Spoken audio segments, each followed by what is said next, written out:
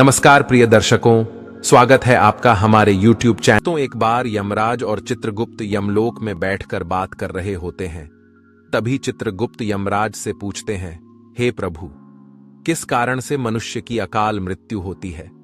कौन से मनुष्य को संतान सुख नहीं मिलता है और कुछ मनुष्यों की मृत्यु शिशु अवस्था में ही क्यों हो जाती है? इसके पीछे क्या कारण है?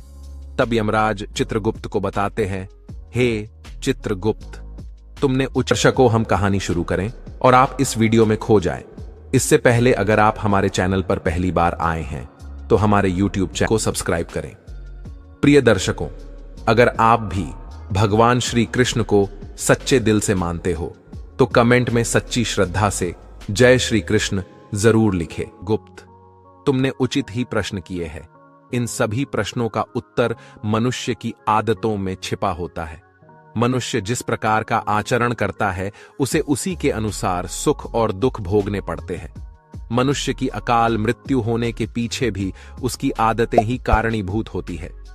तुम्हारे प्रश्नों का उत्तर बताने से पहले मैं तुम्हें एक अत्यंत महत्वपूर्ण कथा सुनाता हूं। इस कथा में तुम्हें तुम्हारे सभी प्रश्नों के उत्तर मिल जाएंगे, इसीलिए तुम इस कथा को ध्यान से जरूर सुनना।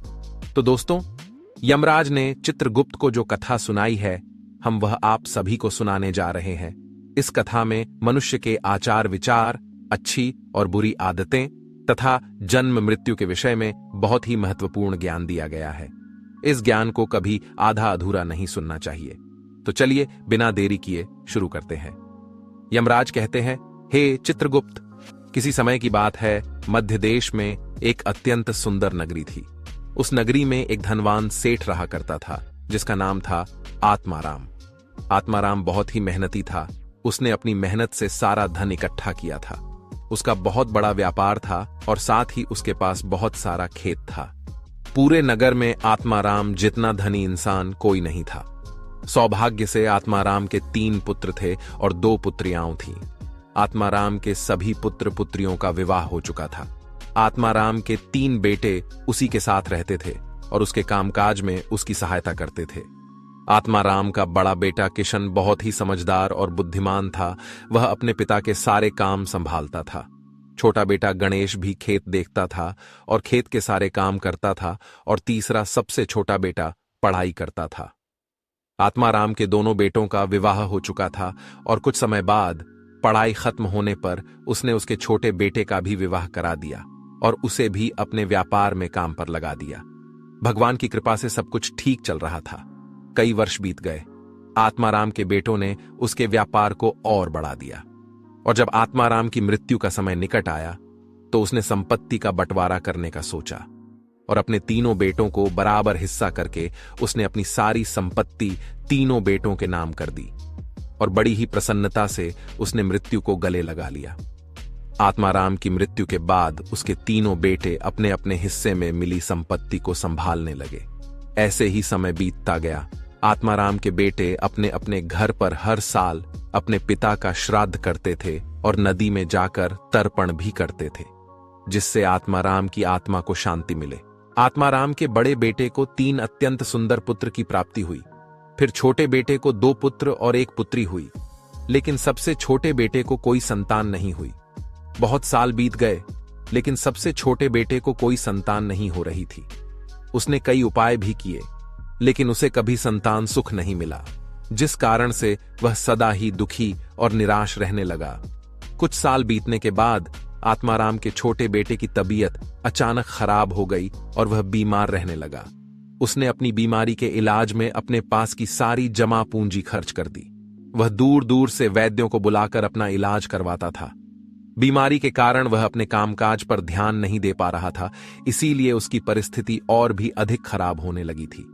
उसने कई बार अपने भाइयों के पास मदद मांगी और उनसे उधार पैसे लेकर जीवन का गुजारा करने लगा था। कई वैद्यों को दिखाने के बाद भी उसकी बीमारी ठीक नहीं हो रही थी, जिस कारण से वह बहुत दुखी रहने लगा था। उसके भाई भी अब उसकी मदद करके थक चुके थे, लेकिन अब उन्होंने भी उसकी मदद करना बंद कर दिया, क्योंकि वह अपने बड़े भाइयों से ठीक से बर्ताव नहीं करता था।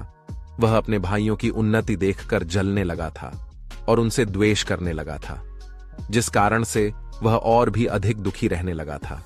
फिर एक दिन अचानक उसकी मृत्यु हो गई और फिर यम के दूत उसे लेने के लिए उसके पास आ गए। यम के दूत उसे घसीटते हुए यमलोक लेकर जाने लगे। फिर यमलोक पहुंचने पर उसे यमराज के सामने लाकर खड़ा कर दिया गया।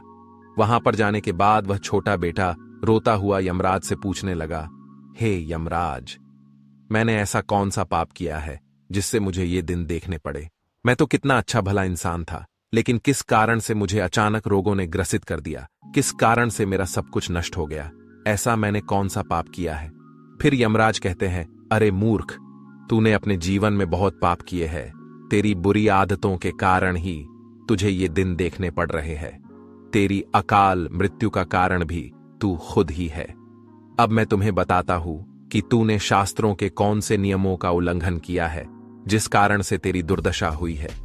जो भी मनुष्य शास्त्रों के नियमों का उल्लंघन करता है उसकी भी दशा तेरे जैसी ही होती है। यमराज उस छोटे बेटे से कहते हैं, मनुष्य को हमेशा अपने 5 अंगों को साफ करके ही भोजन करना चाहिए। दोनों पैरों को तथा दोनों हाथों को और अपने मुख को जल से अच्छी तरह से स्वच्छ करके ही भोजन करना उचित होता है। इससे मनुष्य के शरीर से रोग दूर रहते हैं और व्यक्ति दीर्घायु बन जाता है। किंतु तूने तो बिना स्नान किए ही भोजन किया है।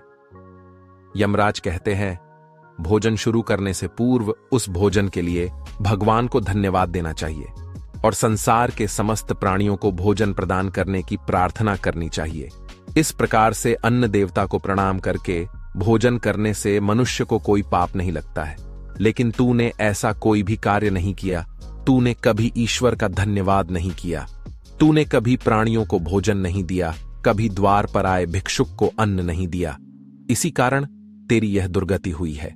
यमराज कहते हैं, जमीन पर बैठकर भोजन करना ही श्रेष्ठ होता है। बिस्तर पर बैठकर भोजन करने से मनुष्य के शरीर में रोग उत्पन्न होते हैं और उसकी आयु कम हो जाती है।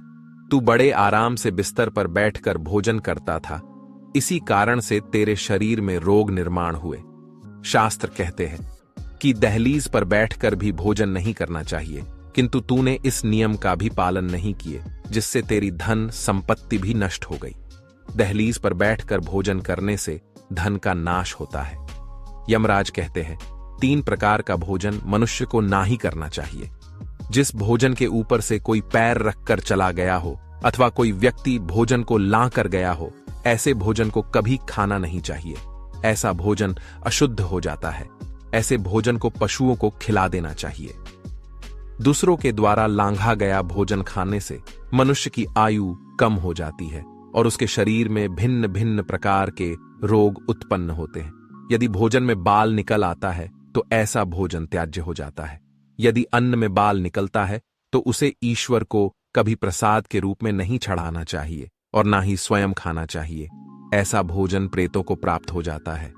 यमराज उसे कहते हैं, दूसरों के लिए परोसा हुआ भोजन भी नहीं खाना चाहिए। जो मनुष्य दूसरों का भोजन छीन के खाता है अथवा किसी को बिना दिए ही स्वयं उस अन्न का उपभोग करता है, उससे देवी अन्नपूर्णा रुष्ट हो जाती है। भोजन सभी में बांटकर खाना चाहिए। दूसरों के हिस्से का भोजन करने से मनुष्य के पुण्य कर्म नष्ट हो जाते हैं, लेकिन तूने इनमें से किसी भी नियम का पालन नहीं किया, इसी कारण से तेरी आयु कम हो गई। शास्त्रों के अनुसार दिन के समय में मनुष्य को उत्तर की ओर मुख करके मल मूत्र का त्याग करना चाहिए। यदि रात्रि के समय मल मूत्र का त्याग करना हो तो दक्षिण की ओर मुख करके करना चाहिए। मल मूत्र का त्याग करते समय हमेशा अपने सिर को ढककर रखना चाहिए। किसी भी पेड़ के नीचे, कुएं के पास, नदी के किनारे के पास, गौशाला के पास, देव मंदिर, अग्नि के पास तथा शमशान भूमि के पास कभी मल मूत्र का त्याग नहीं करना चाहिए। शास्त्रों में कहा गया है, खड़े होकर भी मल मूत्र का त्याग नहीं करना चाहिए। इससे शरीर में रोग और विकार निर्माण होते हैं। इसके साथ ही पूरी तरह से निर्वस्त्र होकर भी मल मूत्र का त्याग नहीं करना चाहिए। चलते चलते कभी पेशाब नहीं करना चाहिए, इससे जीवन में दुर्भाग्य आता है। जूते पहनकर, छाता लगाकर भी मल मूत्र का त्याग करना अनुचित माना जाता है। कभी भी किसी स्त्री, गुरु, देवता, मंदिर और पानी की तरफ मुख करके आकाश में ग्रहों को देखते हुए मल मूत्र का त्याग करना अनुचित होता है। रात्रि में चंद्रमा और अग्नि की तरफ देखते हुए भी मल मूत्र का त्याग नहीं करना चाहिए। इससे जीवन में दुख और संकट आते हैं। मलमूत्र का त्याग करने के बाद उस भाग को स्वच्छ करना चाहिए तथा अपने हाथों को भी जल से शुद्ध करना चाहिए। मलमूत्र का त्याग करने के बाद किसी दीवार पर साफ नहीं करना चाहिए, इससे पशु के रूप में जन्म प्राप्त होता है। मलमूत्र का त्याग करने के बाद उसे अच्छे से ढक देना चाहिए और उस पर मिट्टी डालनी चाहिए ताकि कोई पशु उसे खाए नहीं। यमराज कहते हैं, मनुष्य को कभी निर्वस्त्र होकर स्नान नहीं करना चाहिए, इससे पितृदेव रुष्ट हो जाते हैं। पितृदेव रुष्ट हो जाने पर मनुष्य अपना सब कुछ खो बैठता है, किंतु तूने सदैव ही निर्वस्त्र होकर ही स्नान किया है, जिस कारण से तेरे पितृ भी तुझसे नाराज थे। इस प्रकार से यमराज उस छोटे बेटे को बहुत सारा ज्ञान देते हैं और यमदूतों से कहकर उसे नरक ले जाने की आज्ञा देते हैं। तो दोस्तों, इस प्रकार से मनुष्य को कभी शास्त्रों के नियमों का उल्लंघन नहीं करना चाहिए।